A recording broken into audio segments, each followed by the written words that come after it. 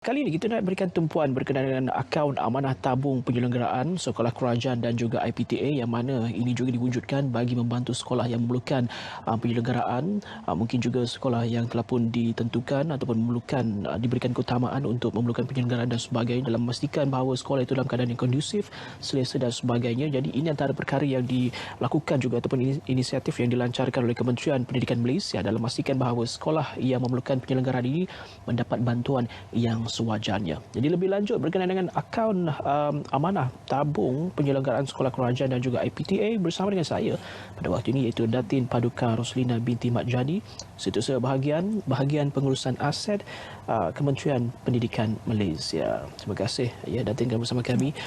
Mungkin ini juga merupakan salah satu kerana baru saja dilancarkan pada Mei lepas ataupun 27 Mei 2019 dan ini juga perlu kita war-warkan kerana ia melibatkan sumbangan yang disalurkan oleh masyarakat, bukannya mendapat suntikan daripada pihak kerajaan tetapi melibatkan ke semua komuniti masyarakat itu sendiri. Mungkin pada awalnya Datin boleh terangkan apa itu sebenarnya akaun amanah tabung penyelenggaraan ini. Okey, terima kasih. Pertama kali terima kasih kepada TM dan juga Selamat Pagi Malaysia untuk beri slot ini untuk kami memwar-warkan kewujudan akaun amanah tabung penyelenggaraan sekolah kerajaan dan juga Institut Pengajian Tinggi Awam. Okay, jadi tujuan penubuhan selain tujuan penubuhan akaun ini memang khusus untuk tujuan menyelenggara dan membaiki fasiliti-fasiliti yang ada di sekolah dan juga di IPTA. Ianya ditubuhkan susulan daripada idea ini datang daripada ucapan bajet pada tahun 2019 yang mana pada ketika itu menyebut mekanisme yang paling penting untuk menjamin pertumbuhan pendapatan yang lebih tinggi adalah dengan mewujudkan persekitaran pendidikan yang baik. Jadi dalam hal ini bila kita bercakap tentang sekolah segalanya bermula di sekolah. Generasi kita masa depan, pemimpin masa depan segalanya bermula di sekolah. Jadi dalam memastikan warga sekolah, especially kepada murid dan juga warga pendidik, kita perlu pastikan infrastruktur mereka dalam keadaan baik, kondusif, selamat bagi mengelakkan perkara-perkara yang tidak diingini dan memastikan semuanya selesa untuk mereka meneruskan pembelajaran. Jadi bermula daripada sekolah rendah sehinggalah ke IPTA. Itu tujuannya. Okey. Baik, kalau kita lihat objektif dan juga tumpuan utamanya adalah untuk membantu sekolah yang memerlukan bantuan dari segi penyelenggaraan dan sebagainya. Cara untuk mengumpulkan dana itu bagaimana? Seperti diterangkan tadi juga, ia sebenarnya dikumpulkan ataupun dana itu disalurkan oleh masyarakat awam, tak kira syarikat ke individu ataupun NGO dan sebagainya. Mungkin Datin boleh terangkan. Penubuhan ini di bawah Seksyen 9 atau Tata Cara Kewangan 1967. Jadi ia adalah khusus untuk kita mendapatkan bantuan sokongan daripada rakyat Malaysia khususnya yang terdiri daripada syarikat korporat, agensi, jabatan, orang perseorangan, persatuan, institusi tempatan ataupun antarabangsa untuk sama-sama menyumbang, memberikan sumbangan kepada tabung ini bagi membantu sebenarnya kerajaan untuk menyokong usaha-usaha penyelenggaraan. Kita sekarang ini di bawah KPM sekolah kita mempunyai lebih kurang 8,000 sekolah. Sekolah kerajaan. Jadi saban tahun kita menerima peruntukan walau bagaimanapun peruntukan ini walaupun kita nampak trendnya meningkat tapi sebenarnya ia masih tidak mencukupi. Ia masih tidak mencukupi untuk memenuhi keperluan, apatah lagi dengan dasar no reject policy yang mana kita khususkan kepada mereka murid berkeperluan khas. Kita tak akan lagi menolak mereka ini. Sebaliknya kita kena facilitate, iaitu kita mesti memudahkan mereka ini di sekolah. Bagaimana caranya? Iaitu dengan menyediakan fasiliti yang sesuai dan sebagainya yang again untuk pastikan mereka ini tidak juga tertinggal dalam arus perdana untuk melanjutkan pelajaran dalam proses sekolah dan sebagainya. Begitulah. Okey, dalam menentukan sekolah mana yang bakal menerima bantuan melalui tabung ini ataupun akaun amanah ini, kalau kita lihat ini ini antara menteri juga ada pergi melawat di kawasan sekolah-sekolah yang daif, khususnya sekolah luar bandar yang masih lagi bangunannya tidak begitu sempurna ataupun bangunan dibuat daripada kayu. Kita lihat ini banyak di luar bandar. Dalam menentukan sekolah yang mendapat bantuan ini, bagaimana keutamaannya itu? KPM pada tahun ini inisiatif ataupun daripada yang bagi Datuk KSU sendiri telah pun menetapkan skor ataupun skala Great Impact. Di sini kita ada skala 1 hingga skala 7. Jadi skala 6 dan 7 itu adalah tidak selamat. Tapi dalam hal penyelenggaraan, kita menumpukan kepada skala 2 hingga 5. Skala 2 hingga 5 ini bermaksud kita hendak preventif ataupun pencegahan. Sebab dalam situasi mungkin tuan pun selalu mendengar aduan mengenai sekolah tak selesa, sekolah rosak, sekolah tandas dan sebagainya. Jadi kita kalau boleh kita tidak mahu lagi dah situasi seperti itu. So kita perlukan pencegahan lebih awal, penyelenggaraan yang lebih berkala dan teratur. Jadi dalam hal ini sumbangan-sumbangan yang kita dapat ni nanti kita akan fokus kepada preventif ataupun pencegahan, dan kita tak nak lagi reaktif. Reaktif ni maksudnya bila bumbung rosak baru nak baik, baru nak selenggara.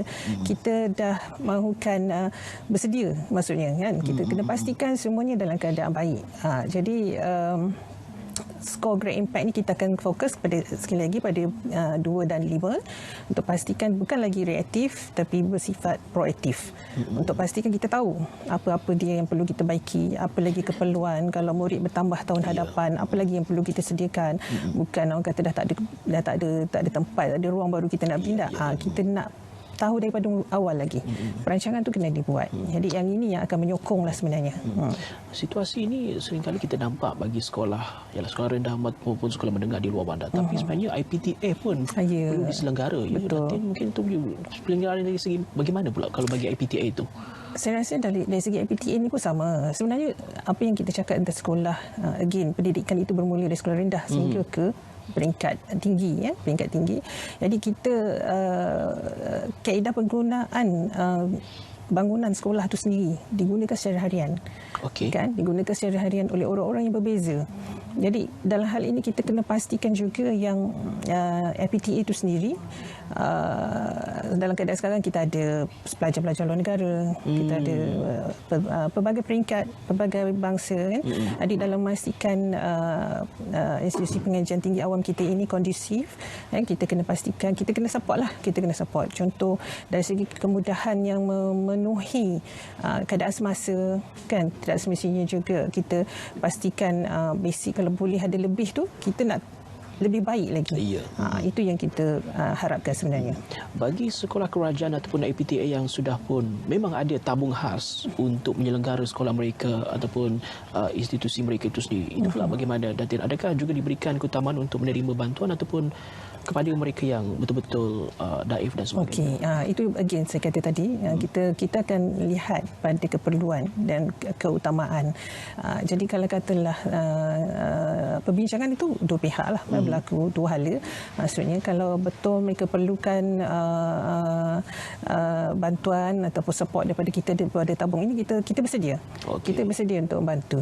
Sekiranya mereka dah ada pun, kalau mereka rasa mereka nak menyumbang kepada yang lain dan sekolah yang lain, itu lebih baik. Maksudnya kita ada perbincangan lah untuk ke arah itu.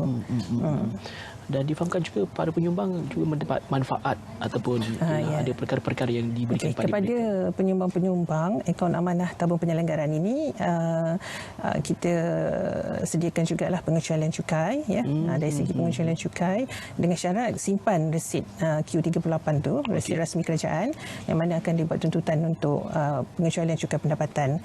Selain itu saya rasa penyumbang-penyumbang juga perlulah, orang kata secara simboliknya, bila menyumbang kepada akaun ini adalah untuk menunjukkanlah rasa kecintaan kepada sekolah masing-masing kan, sebab kita masing-masing ada sekolah kita kan.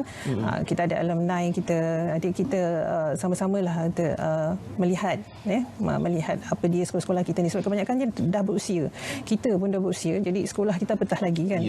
Jadi mereka ni bangunan-bangunan ini perlu kita jaga sebagai aset yang terbaik untuk generasi yang akan datang.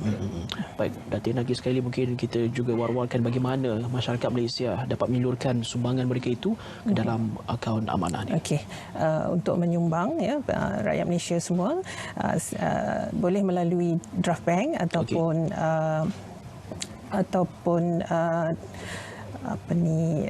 cek cek bank ataupun draft bank ataupun cek ya. Jadi kita salurkan kepada Ketua Akauntan Kementerian Pendidikan Malaysia di bahagian pengurusan aset Presin 5 Putrajaya. Okey, baik, itu anda boleh hubungi ataupun terus datang ke Putrajaya di KPM sendiri. Yes. Boleh juga secara tunai di kaunter bahagian pengurusan aset ARA 12. Okey. Dan kita juga sedang mengusahakan untuk EFT dan juga online. Ini untuk kemudahan para penyumbang semua. Okey, itu boleh anda lakukan ataupun seperti biasa kalau nak tahu lebih lanjut mungkin boleh layari juga laman KPM sendiri. Di situ ada dinyatakan berkenaan dengan tabung ataupun akaun amanah tabung penyelenggaraan sekolah kerajaan dan juga IPTA. Baik, terima kasih kita ucapkan pada Datin Paduka Roslina binti Mat Jani, Setiausaha bahagian pengurusan aset Kementerian Pendidikan Malaysia untuk akaun amanah tabung penyelenggaraan sekolah kerajaan dan juga IPTA.